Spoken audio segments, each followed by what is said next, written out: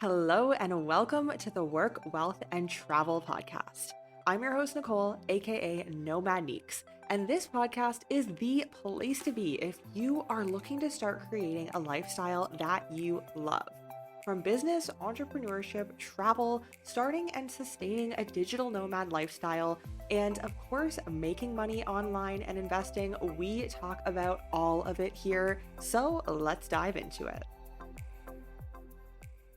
Welcome back to another episode of the Work, Wealth, and Travel podcast. This is our Digital Nomad Digest segment with myself and with co host Cami. And today we are going to dive in and grill Cami on all things France and Paris. She has been living there for a few Humans. months now, I believe. And before that, 2 months. And before that, she was living in Greece on an island in Greece for a year. So she has some experience. And we've talked about Greece in the past and comparisons between Greece, South America in previous episodes. So today we're going to be diving into Paris, France, all of the things, what it's like as a nomad, somebody working online, and somebody who is really living in France full time and is establishing more of a life there versus somebody who is just going to travel for 1 or 2 weeks and then going back home to their home country and I think this is an interesting topic because a lot of us are interested in France and Paris, in what it would look like to be a nomad and to stay a little bit longer, maybe for a few weeks, a month, 2 months. But I feel like there's not a lot of information on Paris other than it's super expensive. So I want to dive into more of the details today and what life looks like for you there, Cami. So, what can you tell us to get started about Paris and some of your experiences living there? And then maybe we can dive into the finances, the nomad scene, and everything in between. Yes, with pleasure. So, yes, you said I've been here for 2 months already. It's not my first or my second or my third time being here, so I'm quite used to the city, to the metro station, to the way that the city outlines. Paris is a round city. It's like an old, kind of like ovalish round city, and they have the neighborhoods which they call the arrondissement in French, but it's like the arrondissement. I don't know how to say it in English, sorry, but it's like the arrondissement. So it starts with the first, and then it goes like the first, the second, the third, and it's like on a spiral like this. Total, I think there are like 20 or something like that. I'm not sure. So there are like 20 arrondissement, which are like the neighborhoods which you are in, and then I'm in the 11th right now. The 11th is really close to the third, but not because it's like a line. Paris is not the cheapest city to live in terms of but I think that one thing that I'm starting to realize here, and I think to be honest, like within any big city in the world, is that there are places and it's kind of like there's so many places in a big city, so many different neighborhoods, so many different things happening that you yourself decide whether it's going to be a more expensive or cheaper experience. Of course, depending on the neighborhoods that you want to settle in, you will spend more money in rent or less. And as we were saying before, so there's like Paris intramurals, which is like inter because before, so Paris is like round. There was before this wall around Paris that doesn't exist anymore, and within those walls it's like Paris, the the city center, and then outside of those walls it's the suburbs. So it's like all of the other areas around Paris that is not the city center, but it's still very connected to the city center by train and by metro station and things like that. So someone can live outside of Paris and still be like 10 minutes away in a train, like a metro, into the city center. So there are a lot of people who choose and the banlieue, which is how they call it here, because it's way cheaper than living in the city center.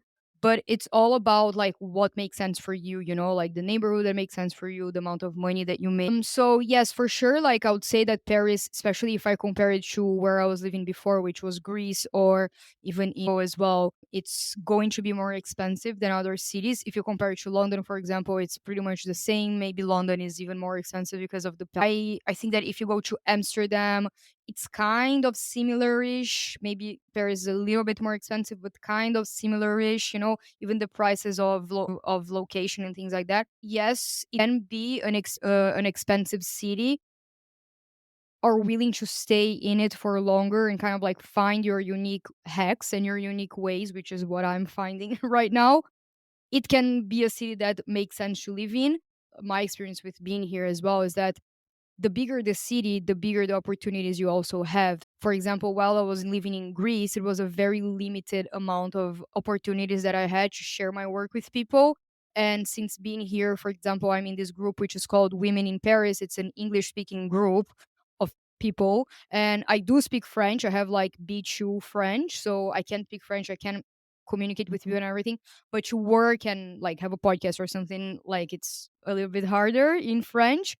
Yeah, so for example, in this group, I saw the other day some meditation circles, and this is something that I was already wanting to do. But in Greece, it's like, okay, I'm gonna have maybe one or two people often because it's such a seasonal place. It's like, yeah, great, a group will form itself throughout summer, and then in winter, everyone's gonna leave. So I think that one of the reasons why I decided to move to Paris specifically or to a bigger city more long term is because I was feeling, yeah, I was lacking and missing this sense of community and the sense of kind of like something that I could just build long term. And so these girls, they were looking for a meditation circle, and now like we're offering this, me and a friend of mine, we have like a WhatsApp group and everything. So we're starting to do this more consistently. It is more expensive, but also you have to think on the opposite side, there are more ways for you to make money. Oh, I really like this mindset. And this is a mindset that I try to live by. Of course, it's not always easy, but it's like, okay, if this is the life that I want and if this is the city that I want to live in, how can I afford to live here and make it work rather than I can't make it work because I still don't make X. Because that's how I started, like when I left from Brazil to Portugal, it was a leap for me because I was making a minimum salary even in Portugal. So I didn't even have the money to pay the rent, but I still made it work. I was like, I don't care. I'm going to make this work. It's like a very bold and sometimes it's really scary, but it's a mindset that I try to have. So what does your day-to-day expenses look like if you're getting groceries, if you're going out to eat, if you're going to a cafe, if you I don't know, whatever else you do, like you're going out for drinks at night, and are you doing that in the center? What are those prices versus a little bit outside of the center? Yeah, let's dive into that first, and then I'd love to hear more about the community and if there's, a nomad scene, if there's not so much, if it's for people living there long term, what that looks like. I feel like for rent here, if you want between like a room or a studio or like whatever, like the sky is the limit place, I would say that you pay between 800. Like if you want a room, you can even find something for like 7, I think.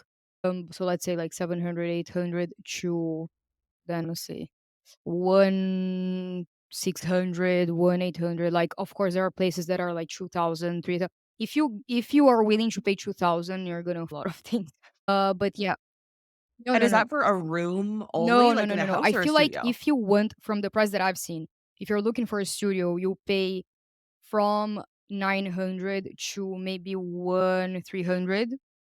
Then if you're like looking for a 1 PS, which is like a room separate, like a separate, like a room and something else, like not a studio basically, you will pay like, yeah, between 1,300, 1,500 up from that.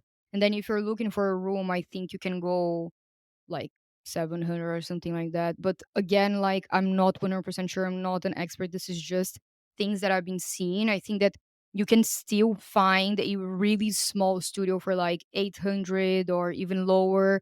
If you go outside of Paris, you can find a 1 PS, like a non-studio, like a one room and something for like 800, not 900, So it's like if you go outside of Paris, and keep in mind that like outside of Paris can still be like 10 minutes by train, you can get something half of the price of what you.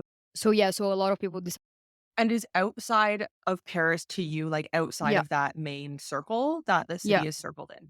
Yeah. That's why it's so it can still be super close. I'm actually very surprised by those prices. I would think that it would be, I guess, pertaining to the city center, like 2 times what you just said to live in the city center, like, so expensive. I think that's really interesting because and, my partner and I, we travel right now in South America and on Airbnb, which are much more expensive than renting from a local. Actually, in Chile, you can't even rent as a foreigner, you need to be resident.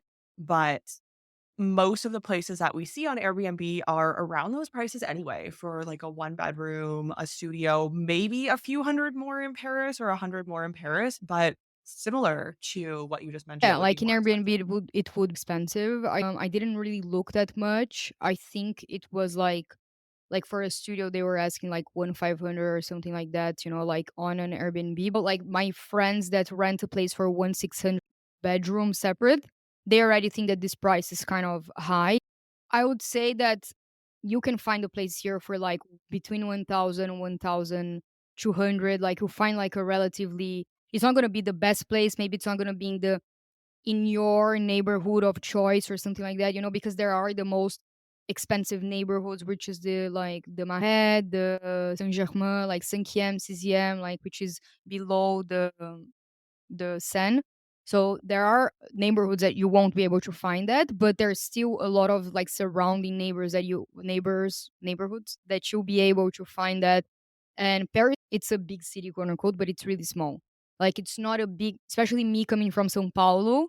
It's like it's not a big city in the sense of like so hard to get to places and blah blah blah blah. No, it's like quite an accessible city in regards to groceries. So when I first, there are like the main markets here, which is like the Monoprix, the Franprix, which are the, oh, I don't even know the equivalent to that in any country, but they also have like a Carrefour, which we have it in Brazil, a mini one. So they're grocery stores. They're not supermarkets like we have Auchan, for example, which is kind of like the similar as Lidl. That would be kind of like but there are like in fewer places, so there are like bigger, quote unquote. But in general, the markets here, they're not like big supermarket. They're not a lot of hours and everything. These ones, I'll say that they're not expensive, but they're not cheap either. You can find price ranging from a little bit of both. When I first got here, I was doing all of my groceries in a Monoprix, and I was finding it very expensive compared to Greece because I was buying like really, really basic stuff, spent 90 euros per week, and I was buying like basic stuff. But again, like I like to cook. So it was 90 euros with almost all meals included, like breakfast. I like buying, I don't know, a little bit of smoked salmon. I was buying like a good cheese. I was buying meat. I like to eat very well, so like it would be like medium for it, let's say. However, after I moved to my new neighborhood, which is, I discovered that there's this place called close to my apartment that's called an anti-gaspi store, which is anti-waste. Like it's a concept that's like quite common here in France, that they don't like to waste things, and or like when the courgettes are really ugly or something like that. Basically, there is this grocery store next to my place that sells almost everything half the price, and everything is like organic. So now for a week, I'm spending like between 50 to 60 euros of groceries. And it was like exactly what I paid in Greece. Like everything is organic, like super high quality and things like that. So many variety of things. And then right in front of a bakery that's also the same concept. A concept of like a bakery that gathers like bread from all over the bakeries around the neighborhood that didn't sell, and then they put it to sell on the next day for half the price. So it's like a campaign, like a super fancy bread for like 152 euros. Like I bought this bread the other day for that. Sometimes like I'll go and I'll buy the fancy bread for 6 euros or 5 euros. Pain au chocolat, croissants, normally like 152 euros. I don't know if that's like 250 max. And then for, let's say, for the fancy flat white that I like to get with almond milk, I'll pay 6 euros, between like 5 euros. That's a Yeah, but lot. it is more expensive. When you put it all together within the scope of the world and Europe, I feel like it's kind of, I feel like I would do the same for my smoothies, like, you self-justify, like, what you really want, mhm. and it's like, "No, no, like, this smoothie is what I really want, so I'll pay for a for my lot more flat for it." white. Oh my god, the other day I found a flat white that I've been thinking about. Like I'm obsessed with it. It's a salty caramel latte, Oh my god! When I tried it, it was like the perfect balance between sweet and kind of like salty, but not that sweet, not that salty. I've never experienced something like that. It was like the perfect latte. I totally have those experiences, and then it's so good, and then sometimes you go back and then someone else makes it and it's Mm. not as good, and you're just, like, Oh my pissed god, I'm I've gonna be had so that sad if before. that's the case. I might go back there tomorrow I or hope the not. other day after because it's where my friend lives works. And so we're always like doing our 30-minute grab a coffee. Yeah, I would say that like for example, so between 60 to let's say like 80 euros in a week that I buy a lot of things, but 70 I would say. 70 euros groceries per week, eating 90 to 95% of my meals home because I also don't want to spend with a lot of food out. Then if you're going out, like that's another story, you know, like I would say that a plate, like a meal, not the full meal, like a plate, like a main course. I don't know, will be 20 between 20 to no, let's say between 17, 16 to 20, but then like this, whatever. I would say like if you go for brunch, it's a little bit cheaper, 12, 13 on like one plate. And then of course, if you put drinks and everything, normally when I go out, I spend between like 25 to 35. 35 for me, it's already a lot. The other, however, I went dinner. We grabbed like 2 bottles of wine with a friend of mine. We spent, I think it was 50 euros or something, 60. I don't know. It was really, I think it was 50. No, Each or each. together? A guy Each, spent okay. 50, she spent 50, and the other girl spent 50. So we were in three, sharing 2 bottles. We drank a lot. We ate like all of the food, dessert, and everything, you know, like without limit. That was like an expensive, like that was the most expensive night I ever had here since being here. 50 euros. That was expensive. For me, I don't go out and I drink like if I go out and a glass of wine will be kind of like cheaper, kind between it depends on the place that you go, but like between 9, 12. Because I know that like an expensive drink here is considered from like 15. If a cocktail is 15, it's like this is expensive. If it's like 11ish, it's a beer. I would say like it's below to 10, like a pint of beer 10. A glass of wine, I would say that kind of below 10 as well. But again, it depends a lot. If you go to like more touristic or like fancy areas, you end up paying that. The good thing about my neighborhood is that I have a mix of really cheap places and then really expensive places because it's kind of like a hipster, kind of like coolish neighborhood. So you still get a lot of artists that are living around that they can't afford a lot of things. So there's like the really cool, really good like falafel guy, you know, that's like really, really delicious. Like has like how many stars on Google Maps, but has like a place that's like falling apart, you know, but it's like the best place or a very good burger that's burger fries and drink. I'll pay like 20 euros or something. So it depends a lot on where you go. So Yeah. the metro here, it's quite easy to get around with and like super connected. I try to avoid the metro first because there's like the bed bug situation going on. I don't know if you've seen it on the news. I have seen that, and then I know one girl who's there traveling now, and she's like, "I haven't seen a single Well, bug." me neither. But I to avoid. I know like stories of friends. You know, I don't know. I just try to avoid the metro. Because of that, because they are like on the cushions, and also because right now in Paris, For the the person neighborhood. that's in charge of Paris, she's trying to make Paris a more bike friendly city, like Amsterdam, for example. So honest, like since I've been coming to Paris a lot since I was like young. I've never seen the city so bike friendly as now. They have bike lanes. They have like specific places for the bike, but they also have like drawings on the floor, whatever. Like there are like several bike lanes, and even every street there's like the you can go on the opposite direction with the bike. So even if the car is like going straight, you can go the opposite direction with the bike, and that's legal. Like in Brazil, if you did that, that would be illegal. The police could stop you and be like, Here, this is like a one-way street, you can't do that with a bike, but here you can." So it's permitted. And I have a lot of friends here that say that Paris is not the most bike friendly place because, you know, you're not respected as a biker and everything. However, I always answer to them, okay, go bike in Brazil, go bike in Sao Paulo, and then you'll see what really is not a bike friendly city because I have never felt in danger or like I wasn't respected, like no one is beeping. So in general, what I've started to do is that I'll just get these bikes, which is from, so like those kind of like two wheel things from Uber. So they took it out. They took that away like last month because it was really dangerous. So they did like a voting thing with the city and everyone decided to take it away. But they still have the bikes. So and they're electrical bikes. So they're so much easier to just like get around with. You're just like pedaling and like doing nothing, honestly, on the bike. And you get around the city so much easier because there's so much traffic as well. So if you would get an Uber or something like that, you'd still be stuck in traffic. So I just get the electrical bike, and right now with this Uber thing, it's quite expensive. So they charge you per minute. So if I stay on the bike, for example, I go to my French classes and it takes normally it takes me 15 minutes to go to get there from my place. I'll pay like €5, like it's quite expensive because if you amount that like times, I don't know, every day that you take the bike. So what I'm doing right now is that is bike membership, electrical bike membership. So I'm just gonna pay, think it's between 50 or €60. Then I have the bike for the entire month, and that just it makes so much sense.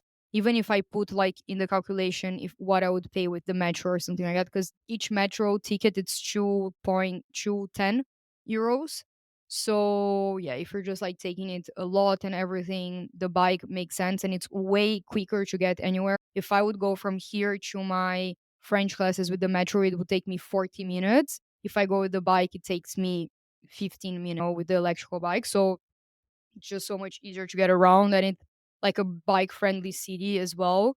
So that is like a hack that I would have for anyone who wants to stay in Paris for longer. But then again, like the electrical bike thing, you have to get a membership for at least like 6 months to 1 year. So if you are someone who's visiting for 1 month, then maybe that won't make sense. Then either you can use like the Uber one or then just like take the metro or something like that. So yeah, but then like that's what I'm saying, that you find your little hacks, you find like your little anti-waste store, grocery store, you find your little anti-waste bakery, you find the restaurants that are not super expensive, kind of like low key, coolish restaurants or the bar that is not super expensive. So yeah, I feel like the bigger the city, the more options you also have.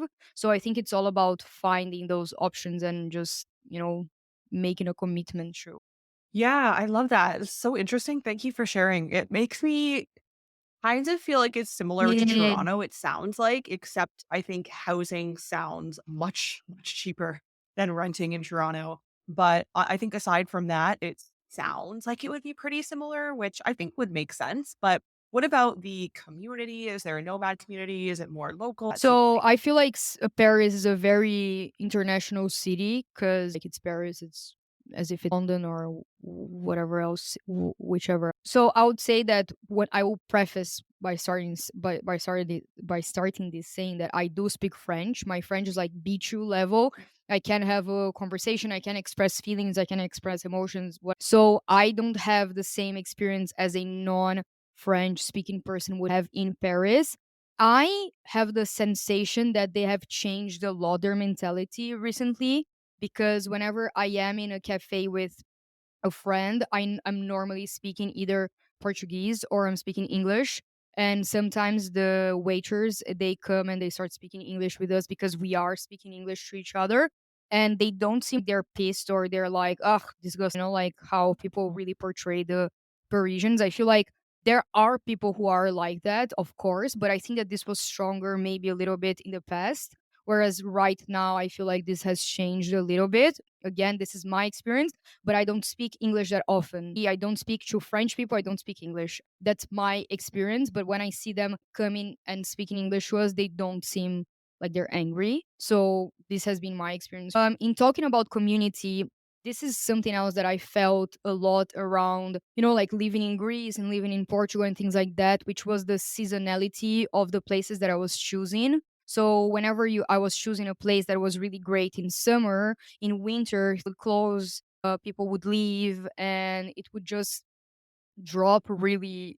I don't know, the things to do and everything, like the opportunities, experiences, the adventures, the things that you could do. They were really connected to the outside, going big, taking a bus, a boat trip or something like that. And that didn't happen during the winter. And that was really starting to frustrate me because I wanted to find a place that was more alive during any season, even especially in winter as well.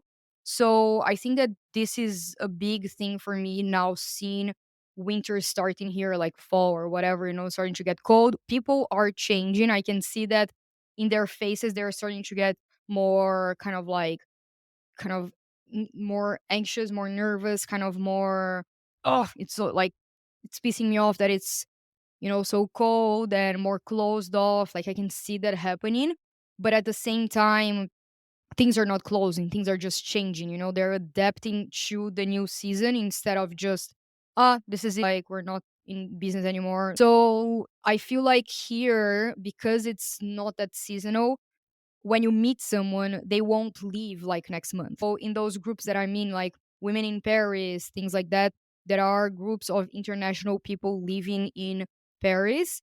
They are people who are staying for longer. They've been living here for a couple of years already. So the majority of people that I do meet, they have been living here for 2 years or more. They don't plan on leaving yet as well. So it is a place that allows you to build a more long term. I was kind of, I don't know if luck is the word, but I was really lucky because I already knew a girl from Brazil, a very big friend of mine that was living here. So she's been helping me a lot. Like this apartment that I'm staying was her former apartment. Now she's living with her boyfriend. I'm sublet. She's helping me get the bike, for example, the electrical bike.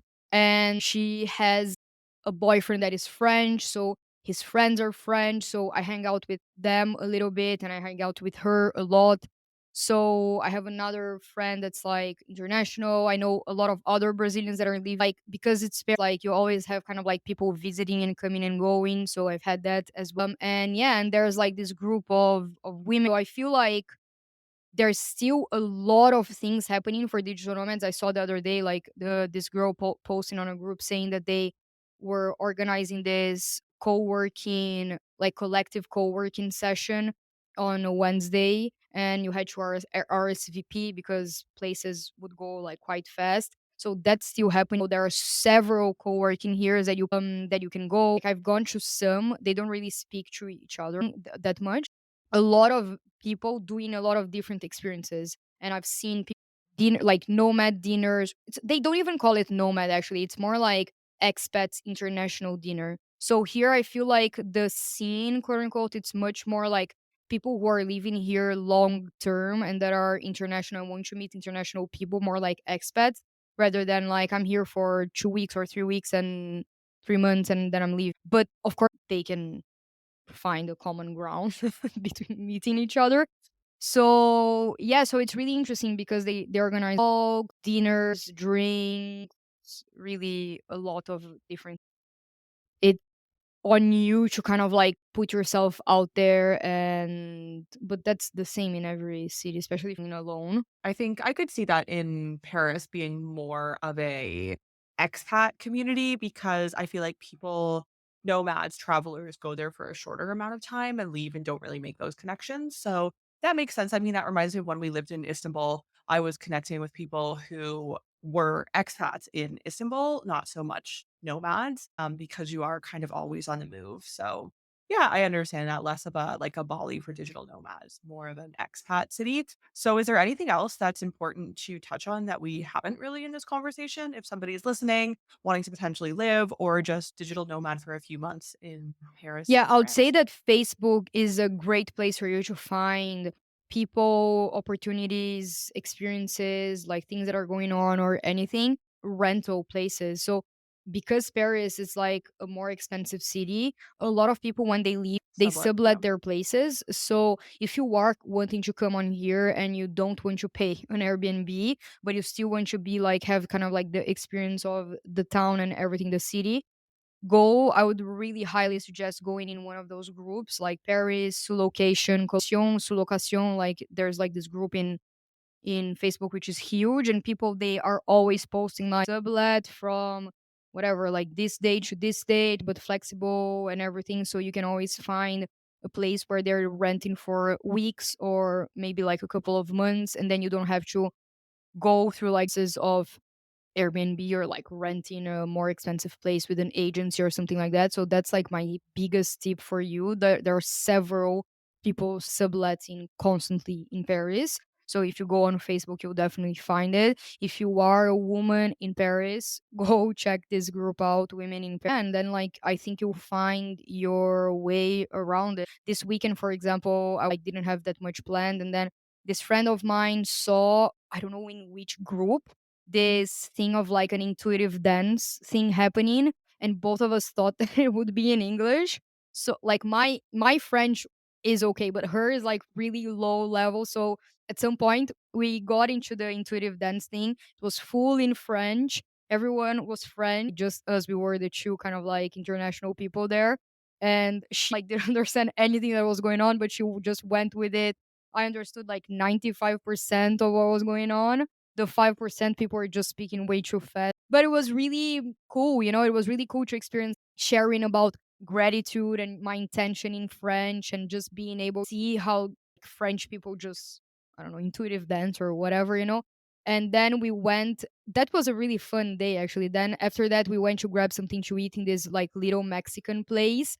And we sat on this communal table and next to Latina girls, and they were speaking Spanish between each other, and we started talking to them like randomly. I was like, "Oh, where are you guys from?" And one was Mexican, the other one was from Colombia. I was like, "Oh, I'm from Brazil," and started talking. And my friend, she also spoke a little bit of Spanish because she lived in Mexico. She's also a digital nomad. And then we just ended up like spending the rest of the day with them. We went out on the in the bar to grab some drinks, and we just spent 5 hours talking, and they were so cool. Like one of them is a content creator, kind of travel content creator. The other one is a full-time photographer, a couple of couples photographers here in Paris.